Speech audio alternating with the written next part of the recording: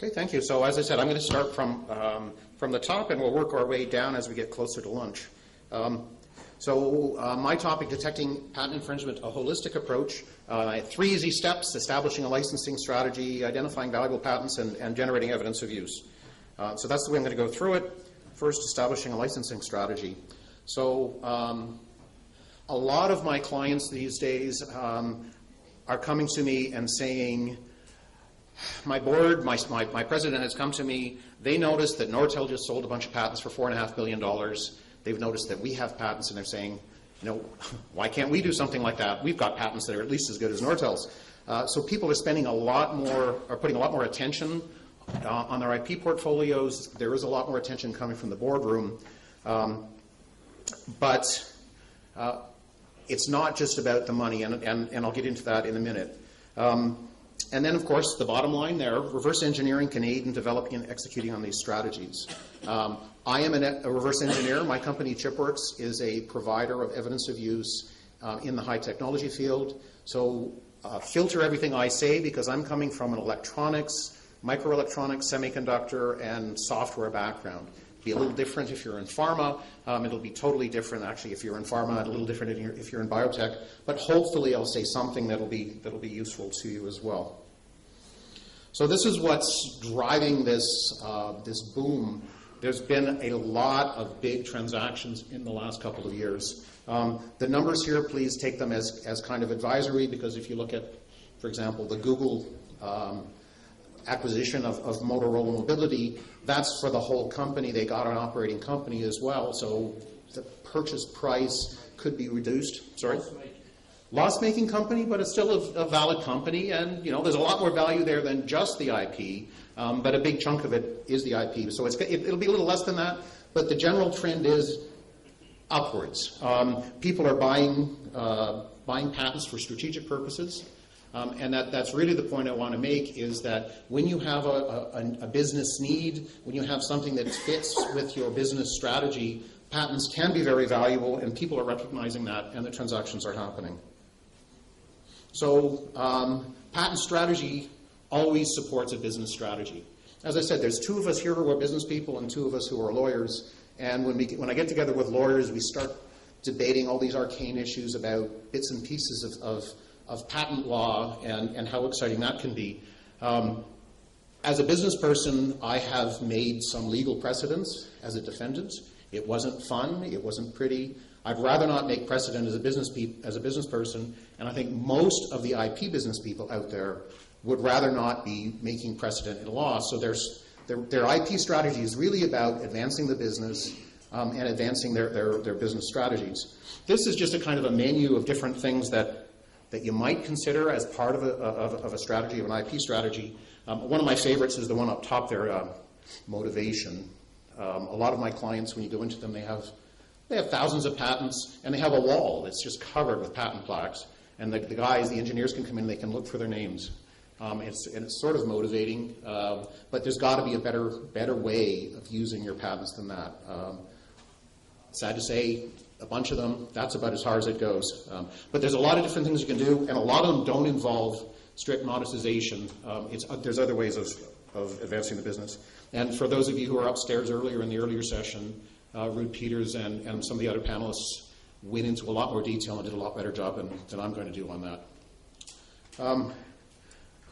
So a little bit of a diagram of what does that ideal IP department look like? What are the sorts of things that they've got to consider? Well, it's all built on a basis of the patent strategy that supports the business strategy. But beyond that, everybody's got an invention program. You've got inventors out there that are creating things. You're trying to what you've got. So the patent portfolio, that's great, but I've separated out into a different box there that I'm calling the patent catalog. And I'll explain that in a little more detail later, but that's just a way of organizing it and understanding what you have. And again, in the earlier session, the people from IPfolio were talking about some of the same concepts of just managing that. Science and high tech have thousands of patents. I think I read in Geoff Wild's blog just last week that Samsung has 45,000 issued U.S. patents. Who do you suppose knows all of that? What all is in there? Once you have the patent catalog that identifies what useful patents you have, which ones are useful, you can also identify which ones aren't useful. So you can have a disposal program. You can optimize your portfolio that way. You can also identify the gaps, so you have an acquisition program, or you can feed back into the invention program and encourage the inventors to create new things in areas where you need IP. And of course, the catalog is supporting the licensing and the negotiation efforts.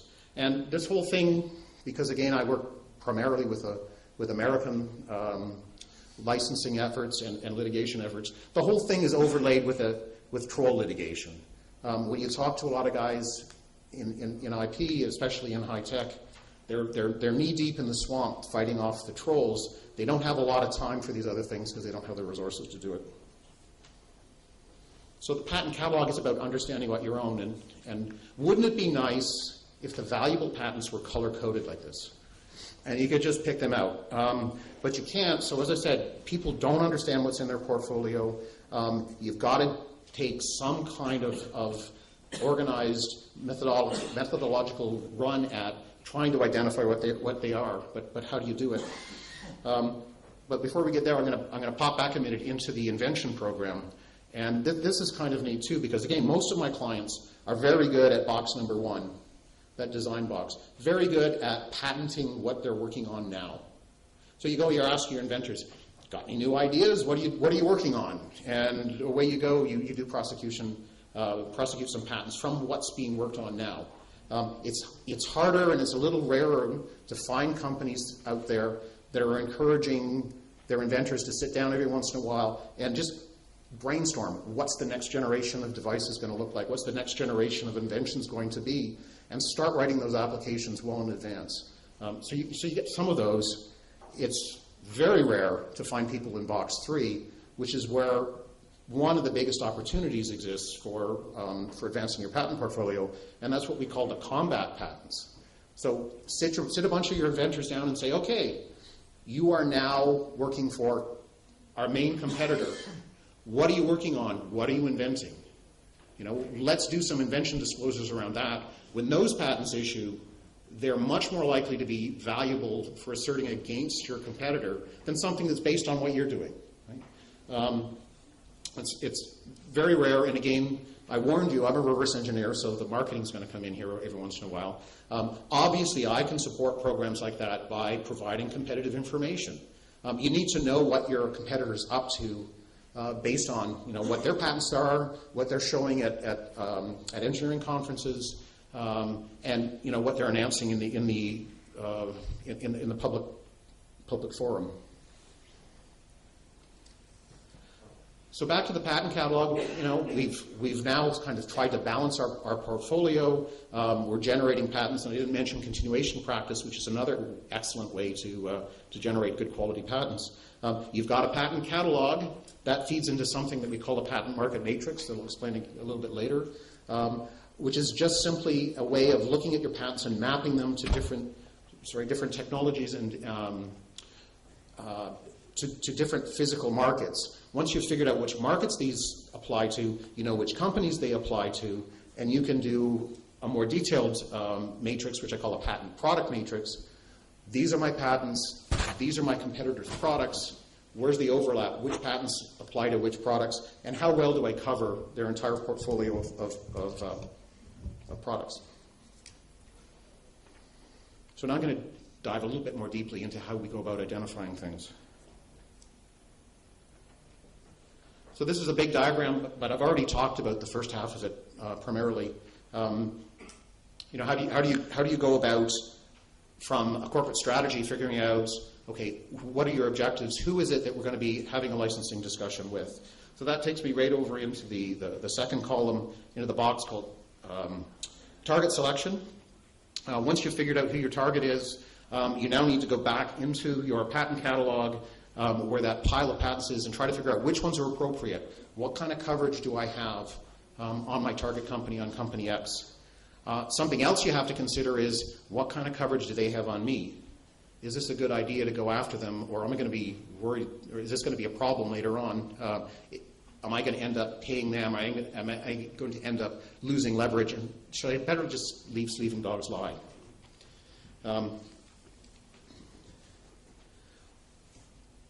Once you pop over into the next piece, identify infringement, it becomes a lot more routine. You've got your patent product matrix, you have a budget, you come up with a plan that fits within your budget, you research the products, match the patents to products, analyze those products, generate claim charts, evidence of use. Those flow over into the licensing team. The licensing team sits down and has technical discussions. Hopefully those technical discussions turn into business discussions, and you can reach a settlement where you've achieved your objectives. If that doesn't happen, you may have to go through litigation. A litigation is just a failed negotiation, and ultimately you can still meet your goals, achieve your objectives, if you've developed an adequate amount of evidence. So I think this was mentioned earlier today too, is that identifying patents, remember, I wish they were color-coded, because 3 to 5% statistically are valuable patents. Valuable patent to me is something that's actually used in industry, used by yourself to start with, hopefully, but more importantly, used by your competitors, used by other people. That's what makes a patent valuable, and that's 3 to 5%. There is some value for some other patents, maybe another 10% of them that are future technologies, but the vast majority of them are just kind of noise in the way that you have to filter through to find those valuable patents.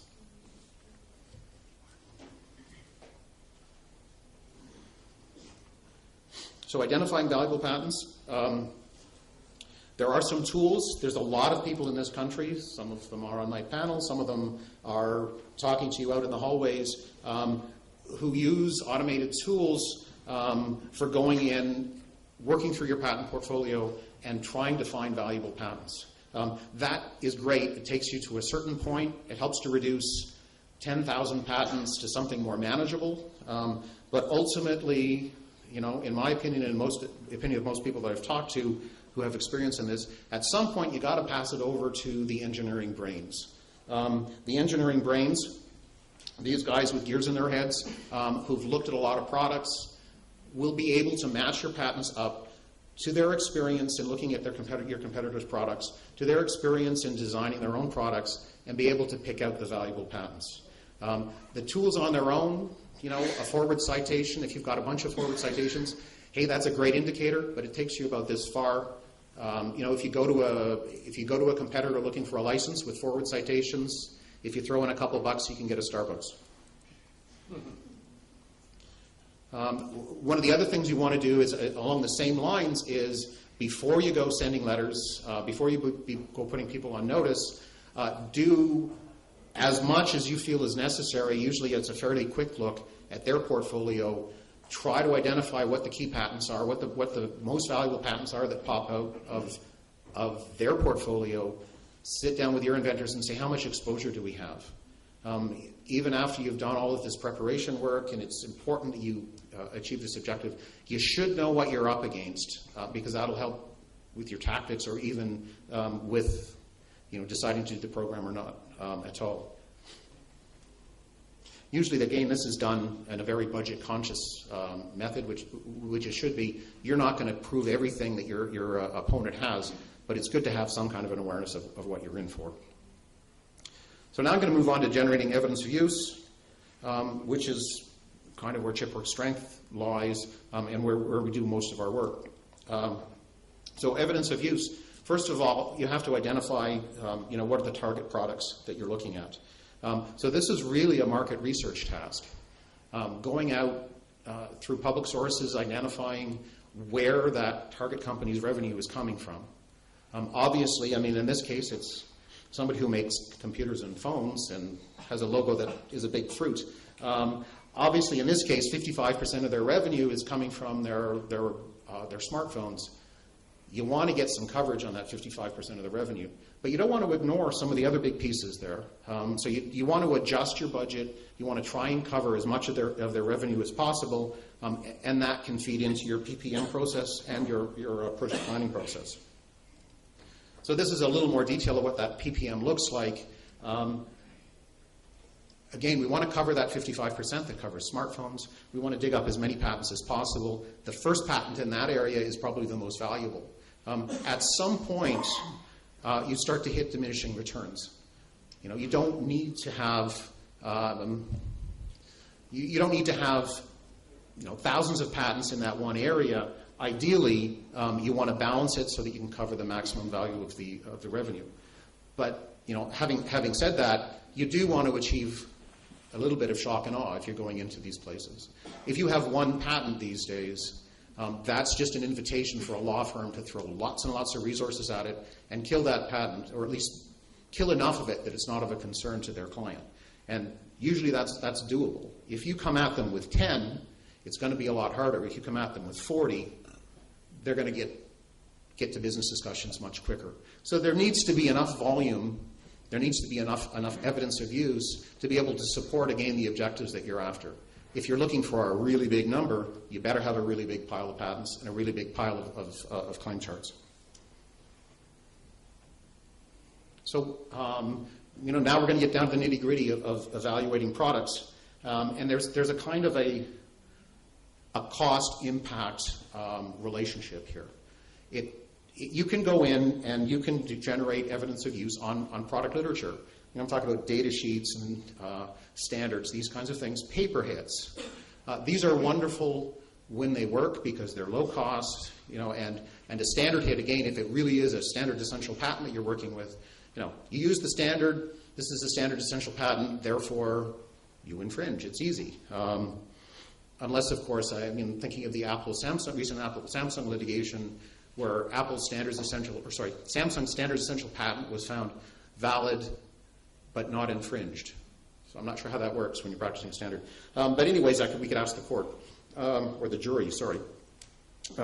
So standards, then you can go up and do inspection. You can actually, sometimes you can show an algorithm by looking at a device operating or going up a level, doing some functional test, probing some internal nodes, watching how the device operates. And then ultimately, at the most expensive end, you can take something apart, you can break it down into its smallest pieces, you can analyze the individual transistors, the individual nodes, you can match those up against all of the claim elements, and you can get some rock-solid evidence that way. But that's going to cost more, and it's going to take longer. So this is just a little chart again of, in my area, the sorts of analysis that you're going to use to support the different types of patents. Because again, depending on what's in the claim, that's going to dictate the type of analysis that you're going to have to do to illustrate all of those elements of the claim. So data sheets, again, wonderful if you can get them.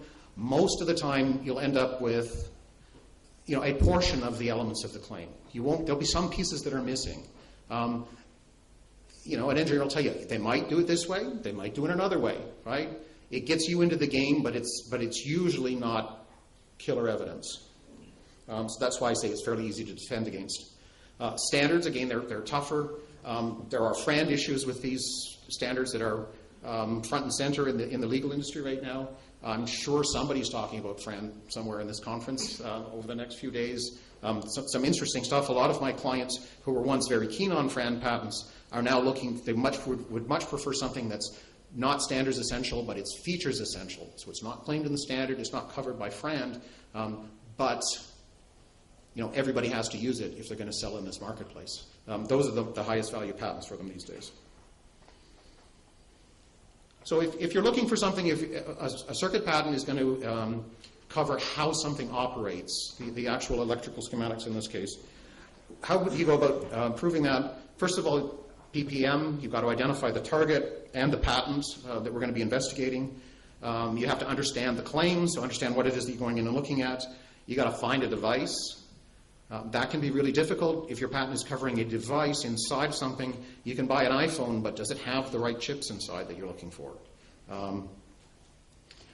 You have to understand that a lot of these devices that you're looking at contain billions, literally billions of transistors. So figuring out which 50 transistors you need is a fairly difficult task. That's right up at the front. You need to understand how you're going to be able to take this thing apart. So that involves cross-sectioning it to see how it's built again. We need to understand a little bit of that. For circuit analysis, we delayer things, take them apart piece by piece, or layer by layer, so you can extract an image database that shows you all the wires and all the connections down to all the components. From that, we can extract schematics for just about anything that's being built these days. And from there, we can match it up against a patent and pull out every element of claim chart. So you can imagine why this is expensive and why it takes a long time. If it's a patent that talks about a process, or the manufacturing method, similar sort of process. What's the patent? What's the target? What's the patent say? You got to find the device again. You have to do a cross section to just find your way around. But at that point, you're going in and doing some detailed analysis with very expensive equipment, very expensive microscopes to get again to that claim chart that matches the elements of the claim back to the actual devices and the pieces of the devices. This is what a simple claim chart looks like. Really simple, color coded. Here are the key elements of the claim.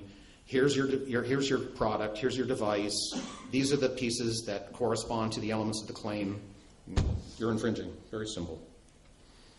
It can get a little more complex when you're getting into a full system. If you're looking at something like an operating iPhone or an operating video game or a television set, something like this, there's that whole range again of methods of proof, from literature all the way through to decompiling the software and pulling out pieces of code and analyzing pieces of code.